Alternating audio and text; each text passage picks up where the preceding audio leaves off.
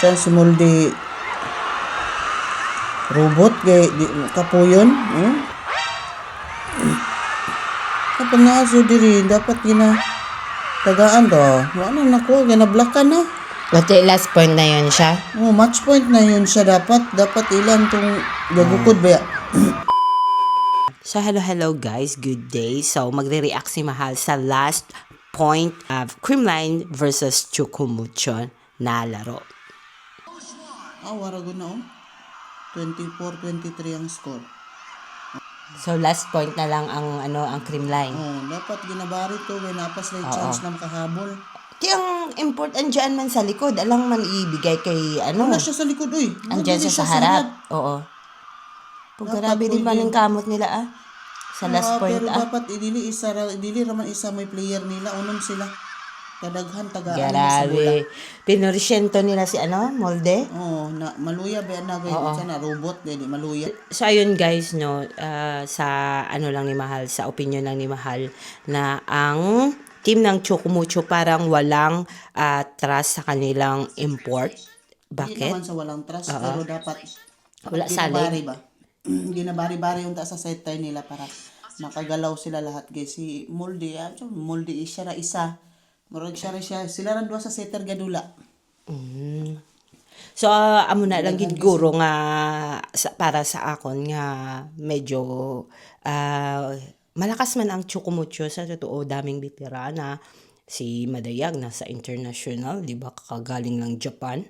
Parang malakas ang team ng Chukumucho, pero bakit natatalo sila ng mga especially ng mga baguhan, Capital, Zeus. Tapos ngayon, sisters company nila na Creamline, 3 sets lang sila, di ba? 0-3. Oo. Tapos parang nahahalata namin na parang wala silang salig, kumbaga sa amin, wala sa salig sa import.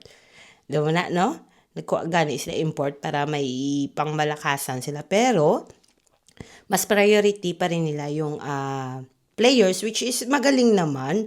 Pero, alam naman natin yung import, iba talaga yung nila, yung training. Iba yung galaw nila, katawan nila, mas mataas, mas malakas, mas maliksi, mas more experience, international, mas mataas. Di ba? Pero sa Chukumucho, parang equal sila at saka mas priority nila yung mga local players, which is okay naman. Pero sa last na laro is more pinorsyento nila si Molde. Ayun kay Mahal, kay siya talaga nanood. Nanood din ako sa clip. Pero yun nga, parang sa last point, pinorsyento talaga si Molde na blakan lang siya ng blakan, hindi binari sa likod. Siguro, kulang siguro ang hindi man ako setter sa setting sa play. Oo, na blacker andoon na talaga. Si Juan andoon ba sa harap si Juan? Wala siya nag-serve. Okay. So, syempre na yung mga blacker. oo, syempre si Panaga. Smulin mo yan si Panaga. So, kulang siguro sa play ng setter. Yun, kay mas malakas, madami namang malalakas na spiker at saka mga opensa nila ang lalakas, pero kulang sa play, no?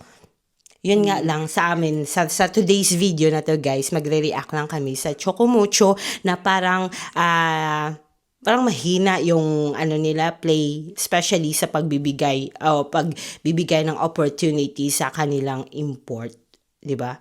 Kasi sa amin naman sa napapanood naman namin sa mga import ng ibang players, mas priority nila.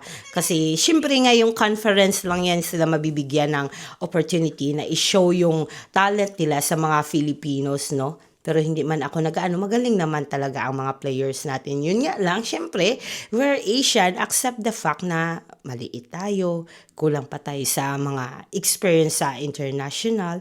So, ang katawan natin, iba sa katawan ng mga European, American, or mga body type natin, iba. So, ayun nga, kaya nag-i-import tayo para maging mas exciting, mas maging malakas ang play o laro sa court. Pero yun nga lang, sad to say, ang import ng Chukumucho hindi masyadong nabibigyan ng opportunity na makalaro at mabigay ang best niya sa court. Sana si Mahal magre-react kasi nakita ko grabe yung reaction niya sa video. So ngayon ako na naman ang nagsasalita. Nanahimik na naman siya. Ewan ko kung tutulungan niya ako sa vlog namin. Kasi wala na kaming nagawa kundi mag-vlog lang ng mag-vlog. So thank you for watching. And hindi man ako nagbabash sa Chukumucho, love, love, love lang tayo. Nagbibigay lang kami ng reaksyon at opinion namin. Sana respect. Okay? Go, go, Chukumucho. Kaya nyo yan. And Creamline. Kasi hindi ko naman yan team, iba ang team ko. It's a secret. Thank you and bye-bye!